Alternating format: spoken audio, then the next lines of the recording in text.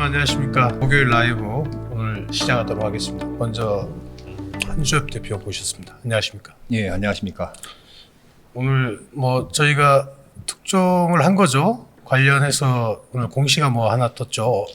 오늘 그 TLI의 어떤 지분을 네.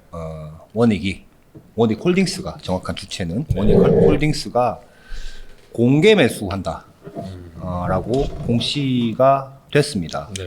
TLI 저희가 4월에 원익이 TLI 인수를 추진한다라고 했는데 이게 세부 사항들은 굉장히 이제 우여곡절이 굉장히 많았던 것 같아요. 제가 네. 얘기를 좀 들어보니까. 근데 이제 TLI가 현재 상황은 원래 그 회사의 경영자이자 이사회 의장이었고 창업자인 김달수 전 의장이 지배를 하고 있었는데 실적이 잘 안 나오고 이러니까 개인 주주들을 규합을 해서 조상준이라는 분이 주주였는데 이렇게 만들어가지고 지분을 더 확보해서 이제 경영권을 갖게 되고 그 네. 과정에서 김달수 전 의장은 회사에서 쫓겨나는 그림이 되었고 쫓겨나서 이제 지분을 내가 더 모아야 되겠다 해서 장내 매수를 하는데 돈이 없으니까 그쵸. 원익의 이용환 회장으로부터 돈을 50억을 빌렸단 말입니다. 네. 자기 주식을 담보로 걸고 그래서 지분을 늘렸어요.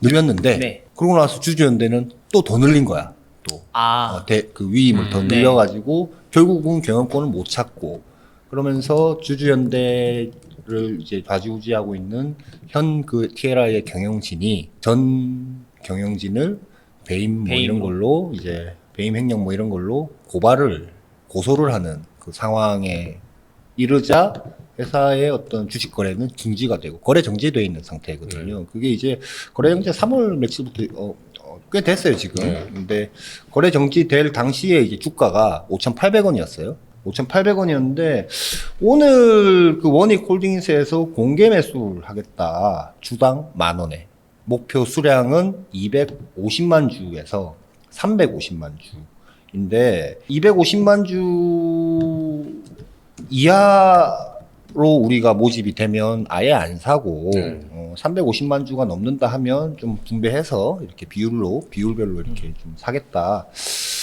이렇게 됐습니다. 근데 지금 그러니까 이 신고서에 나온 걸로 보면 그 주주연대가 갖고 있는 지분 있잖아요. 네. 이거는 이제 다 원익이 주당 10,000원에 인수하기로 합의를 한 것 같고 그게 한 16% 되죠? 예. 전체 주식의 16% 정도 되는데 그거 하고 주당 10,000원이니까 일반 이제 개인 주주들이 갖고 있는 거 이제 사는 거죠? 예, 250만 주에서 300만 주는 충분히 달성 가능하지 않을까. 왜냐하면 지금 이 회사의 전체 장부상 가치가 여기 건물도 있고요. 네.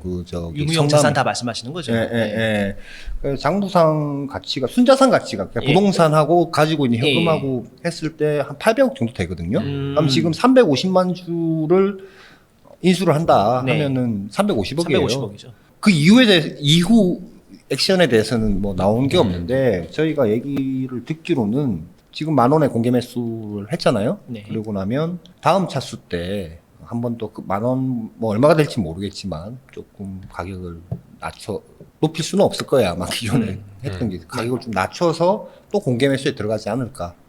그래서 전체를 다 인수하는 걸로. 인수를 하는데 전체 다 인수가 되면 그 인수되고 난 뒤에 플랜은 상장 폐지를 할지 혹은 계속 유지를 할지에 대한 거는 아직 결정을 해야 될 텐데 여러 가지 이제 안이 있는 것 같습니다. 그러면 그 김달수 전 대표 지분은 안 사는 거예요? 그래서 원익이 아까 제가 이제 원익 측으로부터 이제 그 김달수 의장이 돈을 자기 지분을 걸고 빌린 게 있으니까. 빌렸잖아요. 차입을 했잖아요. 근데 차입을 이게 이거는 이제 그 원익 홀딩스에서 빌려준 건 아니고 호라이즌 캐피탈이라는 캐피탈 쪽에서 이제 빌린 건데 주당 10,000원에 이제 팔면 지금 갖고 있는 지분이 160만 주 이렇게 되지 않습니까? 15% 정도. 예. 그러니까 그 돈 받고 엑시트 하는 것이고 근데 지금 듣기로는 안 팔겠다 이렇게 얘기가 되고 있는 것 같아요.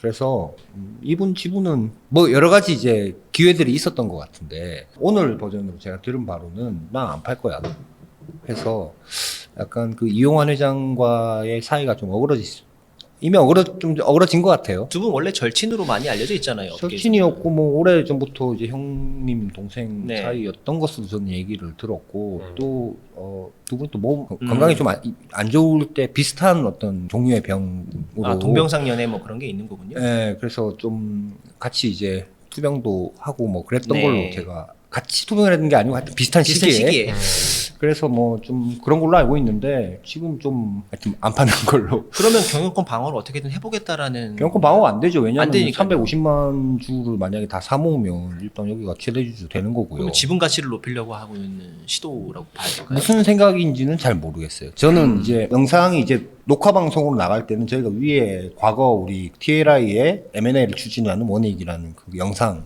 네, 올해 예. 4월에 나온 영상 위에 링크 걸어줄 테니까 그간에 이제 자세한 네.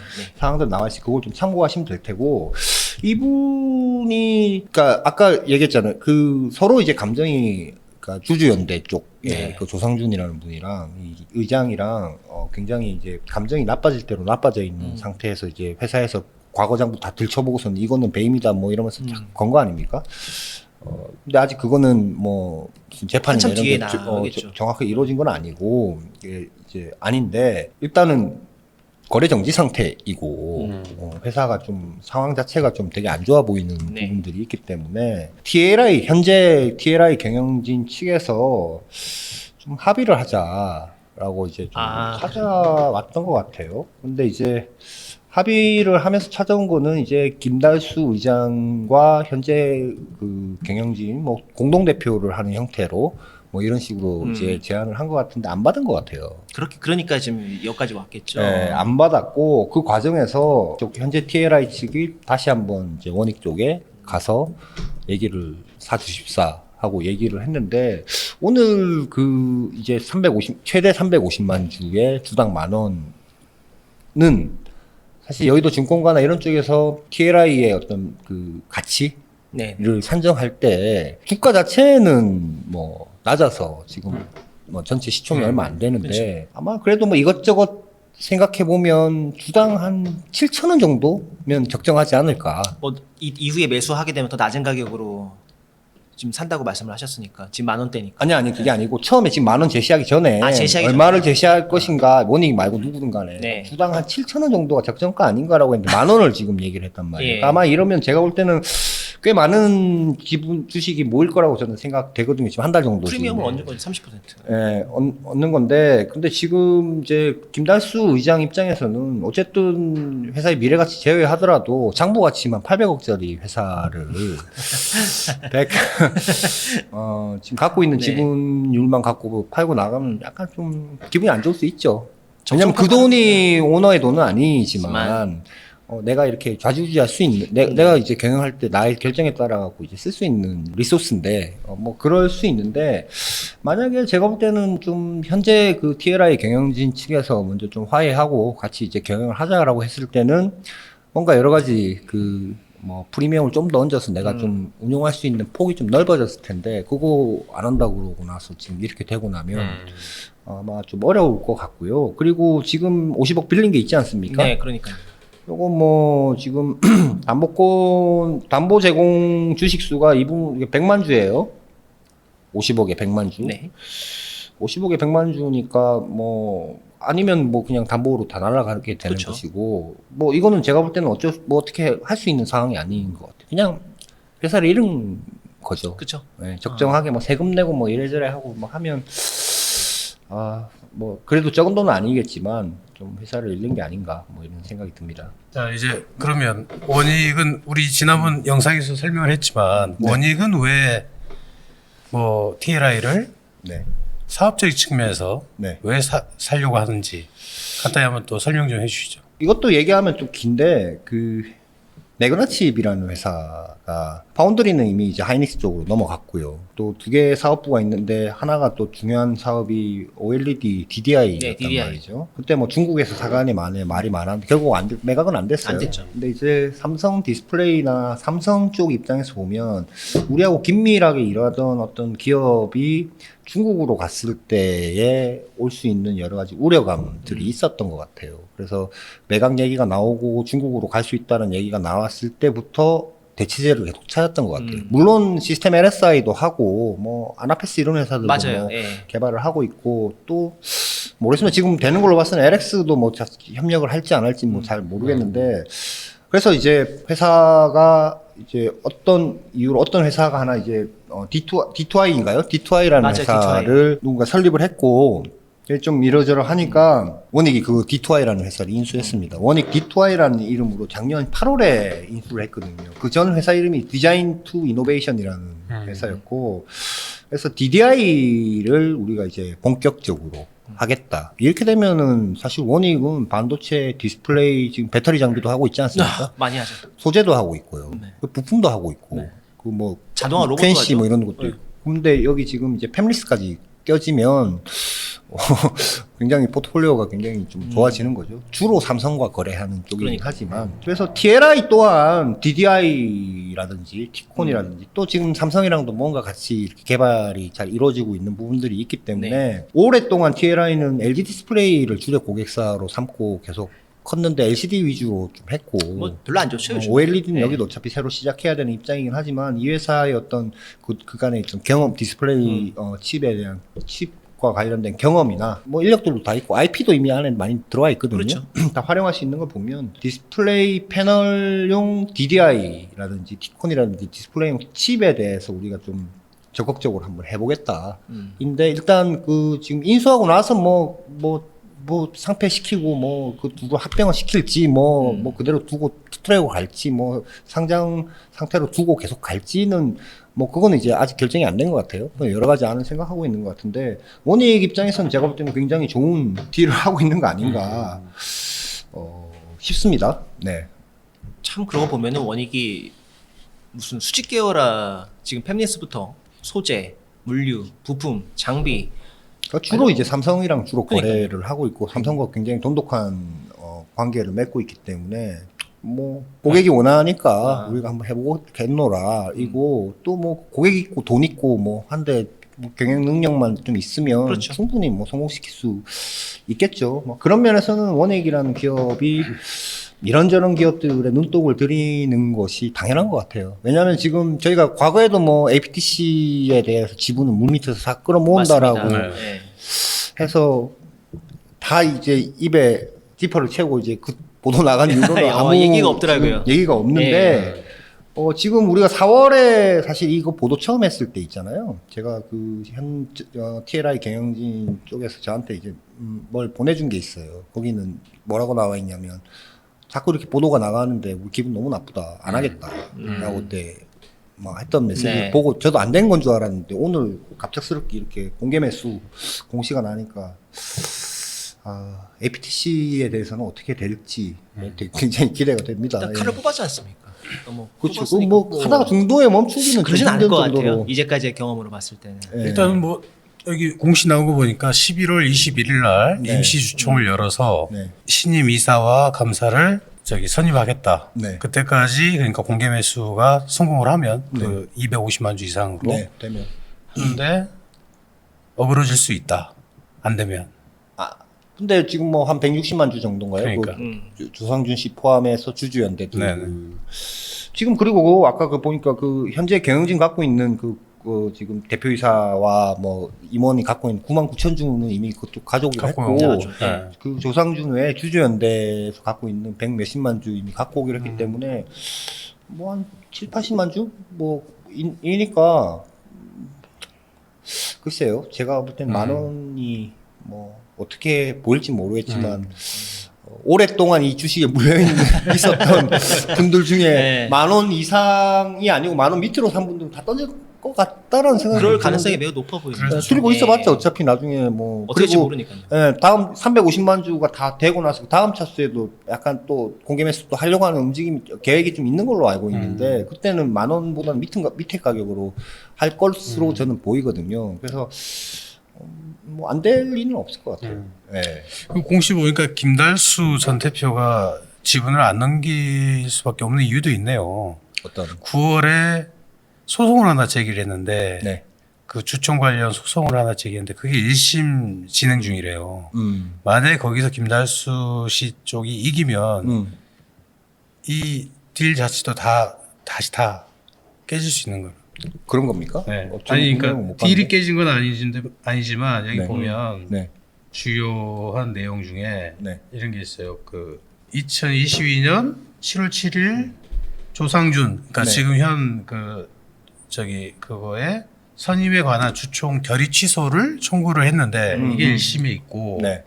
이거와 관련해서 크게 문제는 없을 것 같은데 1심이 했고 이게 최종심이 나오면 오늘 이제 그 공시한 임시주총 결의 이것도 취소가 된다는 거예요. 그러니까 뭐 절차적으로 약간 좀 시끄러울 수 있겠지만 원익이 일단 뭐 크게 뭐 문제되지는 않을 것 같네요. 근데 뭐 10,000원에 지금 공개 매수하겠다고 그러니까. 보면 뭐 그 뒤에 뭐 어떻게 풀릴지 뭐 어떨지 네, 모르겠지만 지분 이쪽으로 다 넘어간 상황이면 대세에는 큰 지장은 없을 것 같다라는 생각이 좀 드네요. 돈 빌려놓은 것도 있고요. 맞습니다. 그럼 갚아야 되는 부분도 있고 50억이 없을 거라고요. 그 아마 오랫동안 제가 들어보면 네.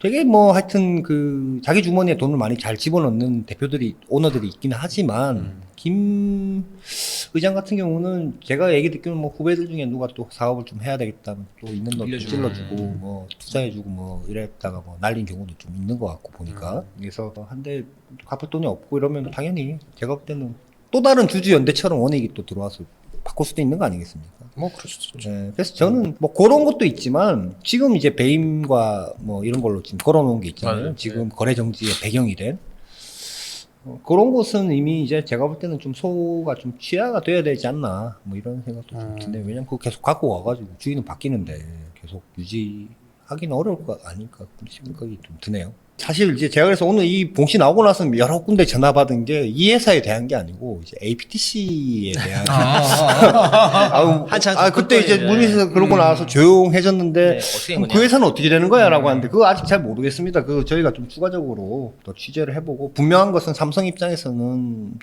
세메스 아닌 다른 시각 장비 회사가 있어야 됩니다. APTC는 지금 하이닉스랑 거래를 하고 있으니까. 그리고 APTC 같은 경우는 그때 예전에도 영상에서 말씀드렸지만 메탈 시각 장비 쪽에서 하이닉스에서 굉장히 잘하고 있는 높은 점유율을 갖고 있는데 지금 삼성전자는 메탈 시각 장비 다 어플라이드에서 거의 전량 다 받고 있거든요. 그게 몇천억 된대요.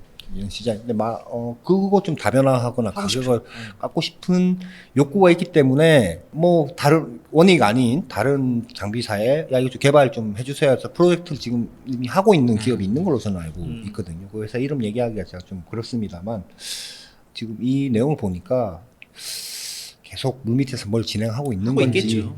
한번 더 파보겠는데 얘기가 잘 안 나오네요. 혹시 아시는 분 있으면 제보 주시면 저희가 더 성심성의껏 파보도록 하겠습니다.